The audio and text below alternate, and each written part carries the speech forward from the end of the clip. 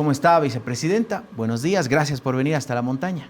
Muy buenos días, querido Diego. Saludar a toda mi La Paz del alma y por supuesto a través de las cámaras de La Razón, también saludar a todo el país y a través también de las cámaras, digamos, internacionalmente. Así que es un gusto estar aquí tocando un tema muy sensible, como lo señalabas, la posibilidad del incremento de las tarifas de los servicios de transporte público. Es un tema que incide de manera muy impactante sobre los bolsillos de las familias de la paseñidad y claramente nosotros tenemos una postura. El pasado viernes hemos hecho llegar una nota al alcalde municipal de La Paz solicitando dos temas trascendentales. Primero, el cambio de metodología. Todos los años en los que se ha hecho una modificación a las tarifas de los servicios de transporte, primero se pacta el incremento y después se establece en la firma o la suscripción de convenios donde se determinan condicionantes. El 2016, que ha sido el último año donde se ha tenido un incremento tarifario, es decir, hace casi una década atrás, se establecieron al menos 9 parámetros que deberían condicionar ese incremento de aquel entonces. Lamentablemente, querido Diego, hasta hoy no se han solucionado los graves problemas ya detectados hace 10 años atrás, a los cuales obviamente se han ido sumando otros más. ¿Le parece si escuchamos la versión de Gonzalo Barrientos? Estuvo esta mañana en La Razón Radio con nuestro colega Rubén Atahuichi a propósito de este pasaje diferenciado, que es parte de los acuerdos, la banda de precios en las que estaría rondando la nueva tarifa del transporte. A ver, ¿qué decía Gonzalo Barrientos? El año 2016 era 1.80 y 2.20. O sea, entre 1.80 y 2.20 era un parámetro que técnicamente era el recomendable técnicamente. Y se tomó la decisión de 2 bolivianos. En este caso, ¿cuál es la banda? Es 2.17 a 2.43. Entonces, en ese rango es la recomendación, ¿no? Es el estudio. Hay una posibilidad de que ya no haya la tarifa nocturna, o sea, una tarifa plana. Entendemos. Se está considerando aquello. El pasaje diferenciado para escolares que no hay en los minibuses. Personas con discapacidad, un sector vulnerable que tiene que ser apoyado. La tercera edad también. Ahora, el riesgo y lo conversábamos acá en la redacción, el riesgo está en que, así como pasa ahora con las personas de la tercera edad que no los recogen, ¿qué garantiza que a las y los estudiantes no les hagan lo mismo, si pagan menos? Totalmente de acuerdo. Creo que hay temas, como les decía, que hacen necesario, indiscutible, el que podamos cambiar la metodología. Tenemos que tratar los problemas de fondo. Primero, hay la obligación, o se asumió la obligación hace casi 10 años atrás, de eliminar el trameaje a través de sistemas de GPS. Se tomó la determinación de eliminar el quinto pasajero, de estructurar protocolos de seguridad, de establecer no solamente tarifas diferenciadas para los nichos de población en situación de vulnerabilidad, que me parece muy importante. Hoy solamente los micros tienen esas tarifas, pero tampoco las cumplen, ¿no? Sino también tener una ciudad accesible, porque el problema no es solamente el tener una tarifa diferenciada, sino el tener acceso a los servicios de transporte. Si tú eres una persona con discapacidad motriz, ¿dónde pones tu silla de ruedas? ¿Cómo haces para que los trufis, los minibuses se pasan? Justamente porque no tienen un sistema de control, ni siquiera de paradas, entonces mucho menos van a tener la obligación de poder atender a la población en situación de vulnerabilidad. No se ha mejorado las vías, no se tiene mantenimiento de las vías. Quiero recordar que hemos promovido una acción penal contra el exdirector de Emavías, justamente porque no cumplía los, primero, estándares de calidad y segundo, porque se estaban llevando toneladas de cemento asfáltico para beneficiarse personalmente. Eso lo vemos en las calles, los bacheos no duran más de 3 meses, no se tiene aperturas de vías. Nosotros hemos hecho una propuesta, querido Diego, que se debería replicar en otras zonas. En la avenida Buenos Aires, paralelo, está un sueño de muchísimos años, que es la apertura de la avenida Quilman. Esto permitiría el descongestionamiento. Se tiene adicionalmente, de acuerdo a las leyes, la ley nacional y las leyes municipales, la obligación de un cupo mínimo de choferes de base en cada una de las líneas, pero no se tiene un cupo máximo. Y eso que ha generado que los sindicatos, algunos malos dirigentes, afectando los derechos de los choferes de base, empiecen a afiliar de manera indiscriminada para tener mayores recaudos, generando una sobreoferta de los servicios de transporte, congestionando nuestras calles e incluso entrando en un contexto de inseguridad, porque ya hacen competencia para poder conseguir a los pasajeros y las pasajeras. No se ha establecido una política de movilidad, una planificación urbana de movilidad que implique que se atienda a las laderas. Las más de 575 líneas que se tienen, a las que se le han sumado 49 adicionales, son prácticamente todas en el centro del casco urbano, en los centros de la ciudad. Eso hace que sea más fácil en muchas zonas caminar que poder transportarte en cualquiera de los servicios de transporte público, afectando a los choferes, pero también a la población. No se tiene, un sistema integrado de transporte que articula los sistemas tradicionales, no tradicionales, públicos, privados, el teleférico, los Ubers, los radiotaxis, que tengan claridad de cómo se ha pensado la movilidad de nuestro municipio. Ahora, en este tema del incremento de este estudio que ha realizado la alcaldía, ¿ha participado en algún momento el Consejo Municipal, algún concejal, sea o no de la fuerza política del alcalde? Mira, Diego, yo no sé si extraoficialmente algún concejal de la fuerza del alcalde haya participado en la construcción de este informe. Personalmente yo no he sido parte del mismo, nunca se me ha convocado. Nos han convocado a todos a una reunión en la que nos han presentado, hecho una presentación del informe y nos han entregado el informe el 14 de febrero. Ese mismo día yo he mandado una nota al alcalde solicitando el cambio de metodología, porque no puede ser que no se midan el cumplimiento de las condicionantes con estándares de calidad para determinar qué es lo que vamos a hacer y solamente se esté abordando los efectos macroeconómicos sobre el sector de transporte, que considero que es muy importante. Mando mi empatía a los choferes de la ciudad de La Paz, pero también creo que hay que tomar en cuenta otros parámetros como los que he señalado y además políticas públicas para transformar el parque automotor, renovar el parque automotor, tener un parque automotor más moderno, pero además incentivar a que se cambie la matriz energética, que tengamos parques automotores mucho más amigables con el medio ambiente. Se tienen que poner sobre la mesa de diálogo y análisis también los derechos de los usuarios y de las usuarias, que sin duda alguna es nuestra obligación también defender. En este marco creemos que es importante el segundo punto que le pedí, además del cambio de metodología, es justamente convocar a una cumbre de transporte. Porque en este momento el alcalde, y me parece una buena iniciativa, ha convocado a los sectores, pero que son cercanos a él. No es que ellos no tengan voz, está bueno que tengan voz, pero no son los únicos en el municipio de La Paz que tienen que ser escuchados. Y los consensos, las mesas de diálogo tienen que ser plurales, tienen que ser abiertas, tienen que ser diálogos transparentes de frente a la población para resolver estos temas. Y creemos que este espacio podría ser muy importante para cambiar lo que justamente se ha hecho mal en el pasado y que se está tratando de replicar en este contexto, en esta gestión actual. A propósito de esta gestión actual, ¿cuánto se ha avanzado en tema de transporte o da la sensación que más bien ha sido como un cheque en blanco al sistema del transporte y el transporte, por ejemplo, los Pumacataris han ido siendo relegados? Totalmente, ahorita están en un cementerio de buses Pumacatari, lo hemos visto y lo hemos denunciado ya desde la gestión 2002 y cada vez se va profundizando cuando nuestros buses de atención a la demanda masiva de transporte público de la población paceña deberían, si tuviéramos las calles en mantenimiento y en buenas condiciones, estar abasteciendo desde las laderas a nuestros buses Pumacatari en rutas troncales, en horarios pico, generar una articulación con el teleférico y con otros tipos de transporte que permitan tener una optimización de los servicios que tenemos en este momento, que lamentablemente están abandonados por el municipio y que adicionalmente a ello yo creo que están sentenciados mientras esté esta gestión a morir.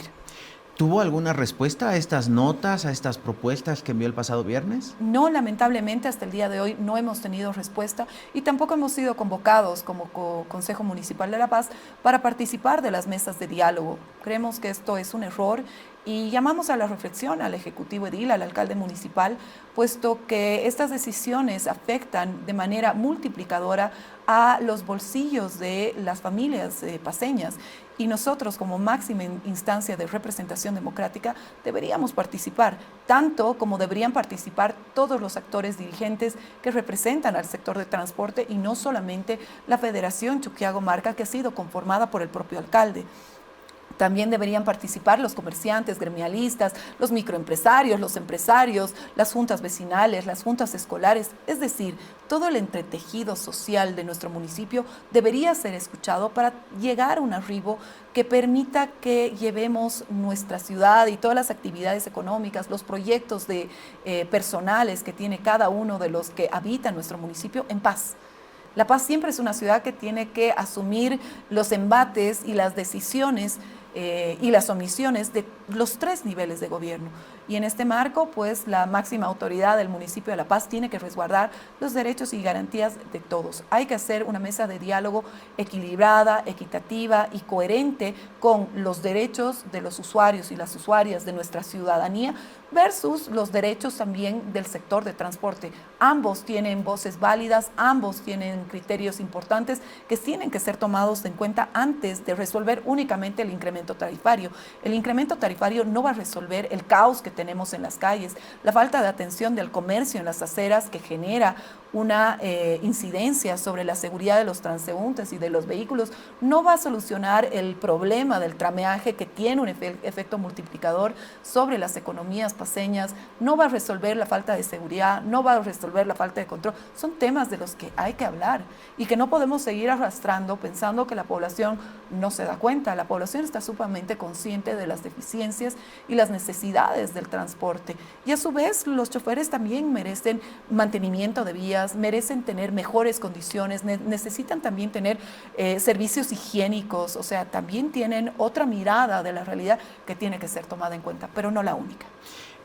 Esto de que usted hablaba respecto a la vinculación entre los sistemas de transporte, el transporte por cable, el teleférico, el Puma, que son 10 años por lo menos que se viene hablando y nunca se ha podido. Ya van 2 gestiones diferentes de gobierno nacional, o 3 por lo menos de gobierno, 2 de alcaldía y no avanza. Es terrible, Diego, porque no es solamente que no ha avanzado la necesidad de tener un sistema, no solo servicios, sino un sistema integrado de transporte, sino que no hemos mejorado en las condiciones que teníamos hace 10 años atrás. Los trameajes siguen incrementándose y profundizándose, la falta de control. Como te digo, todos estos 9 parámetros que acabo de señalar, claramente son temas que ya se habían comprometido, tanto el Ejecutivo Edil como los dirigentes del Servicio de Transporte hace una década atrás, y venimos arrastrando todos esos problemas y que se suman claramente a los contextos y la coyuntura que tenemos hoy.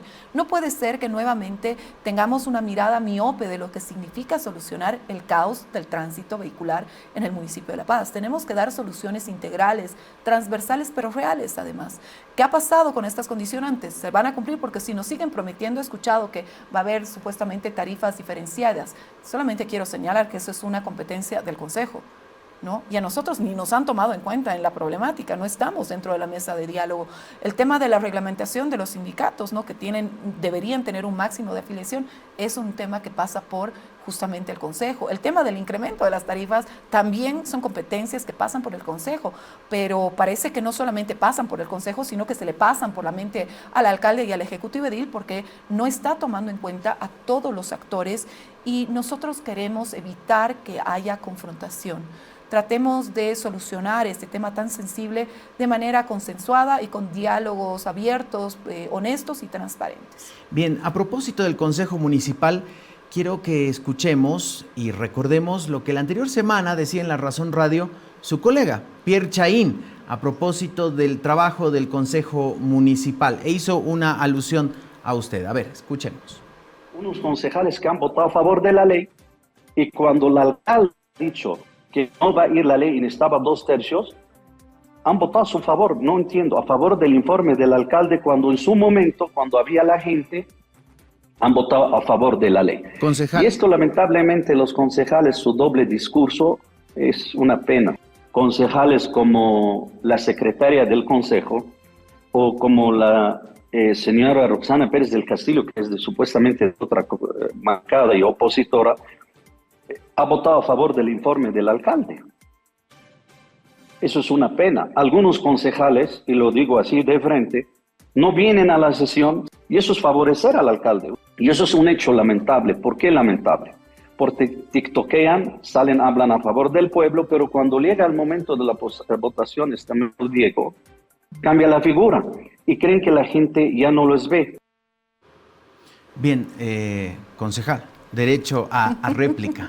Bueno, a mí me encantan las posturas tan erráticas que tienen algunos concejales, las respeto, pero lo cierto, querido Diego, es que yo sea oposición no significa que yo transgreda la normativa y transgreda las competencias que se tienen. Por supuesto que estoy a favor de una ley de alivio tributario. Es más, mi persona ha presentado no solamente una ley de alivio tributario, sino de reducción de los impuestos, porque creemos que tienen que ser proporcionales. Y en este momento somos un municipio sumamente alto en impuestos, pero que no responde y devuelve la redistribución en obras, en servicios, y claramente eso se siente cuando las personas van y se inscriben en otras jurisdicciones.